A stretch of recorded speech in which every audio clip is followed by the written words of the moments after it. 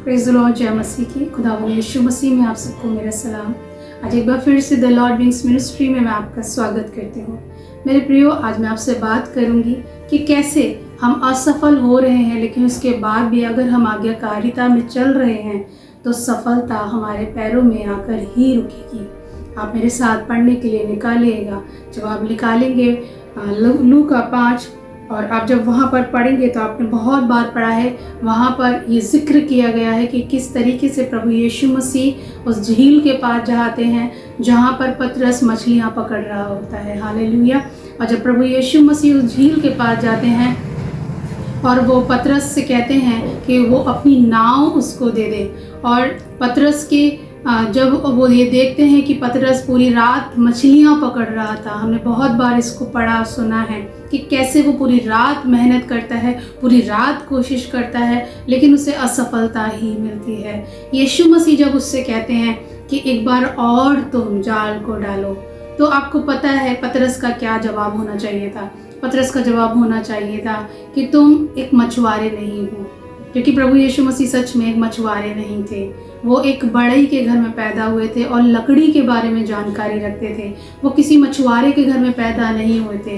लेकिन पतरस के बारे में ऐसा बताया जाता है कि वो एक फेमस मछुआरा था, मतलब उसकी जो ज्ञान था मछुआरे में, यानी मछलियों को पकड़ने में, वो कहीं उत्तम था, कहीं ज़्यादा था। वो चाहता तो प्रभु यीशु मसीह से कहता कि तुम मछुआरे नहीं हो, तुम्हें कैसे जानकारी है कि कैसे वहाँ मछली मिलेगी या नहीं मिलेगी। लेकिन उसने ऐसा नहीं कहा।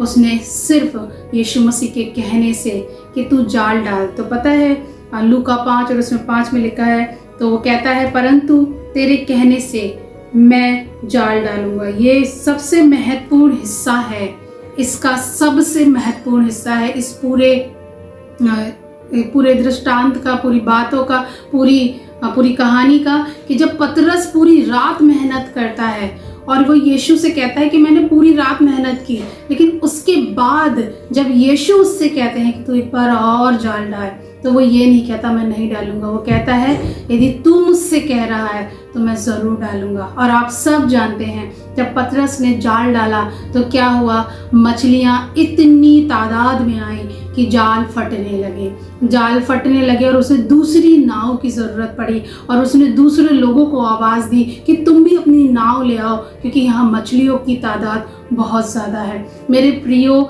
मैं आपको बताना चाहती हूँ, अगर आप अपने जीवन की असफलताओं से परेशान हो गए हैं, यीशु के आगे घुटने टेक के बैठिएगा, उसकी आवाज़ सुनने की कोशिश कीजिएगा। वो आपसे एक बार और कोशिश करने के लिए कह रहा है। एक और कोशिश मेरी बेटी, एक और कोशिश मेरे बेटे, क्योंकि जब आप उसकी आवाज़ को सुनकर चलेंगे, जब आप अपनी असफलता में उसकी आज्ञाकारिता में बने रहेंगे, तो एक दिन ज़रूर से आप सफलता को पाएंगे, जैसे पतरस ने पाया। जैसे उसकी जाल फटे जाते थे, वैसे ही आपकी लाइफ के अंदर इतनी ब्लेसिंग्स, इतनी आशीषें आएंगी कि आप नहीं संभाल पाएंगे।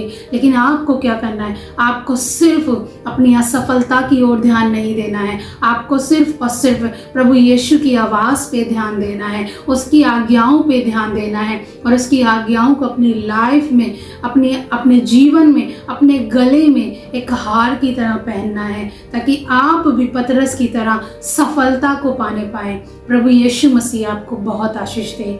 आमीन।